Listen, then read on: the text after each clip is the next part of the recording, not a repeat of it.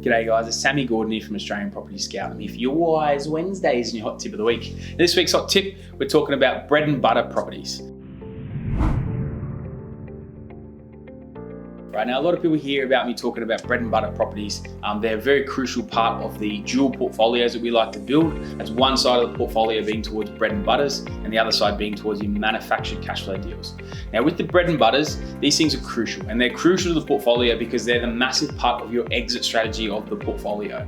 And the whole idea of these deals and these properties is that they are a discounted property in a high growth location. So the idea of it is that you're buying a property in a good, strong growth location that we've targeted purely to have that big, strong growth surge, but we're buying them below their intrinsic value at the moment. So it might be like, buying a property that's worth say 350, 400 grand. Let's say 350,000 on a property, but you're buying it for say 320 grand or less, right? You're making that margin on the way into it, and then obviously it's going to get the strong growth on top.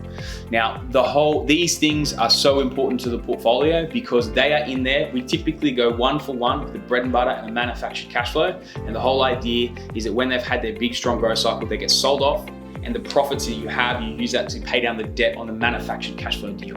And really, we're just kind of building the portfolio like that in line with how many properties you need to provide that passive income. We pair them up with the bread and butters to be sold off and reduce the debt.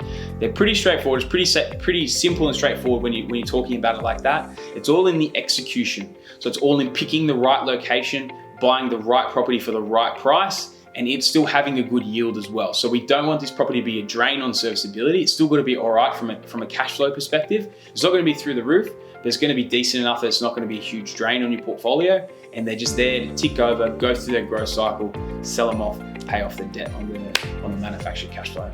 I hope that gives you guys a little more clarity around what we're looking to do here with the bread and butters and what they're in the portfolio for. If you got any questions, feel free to let me know.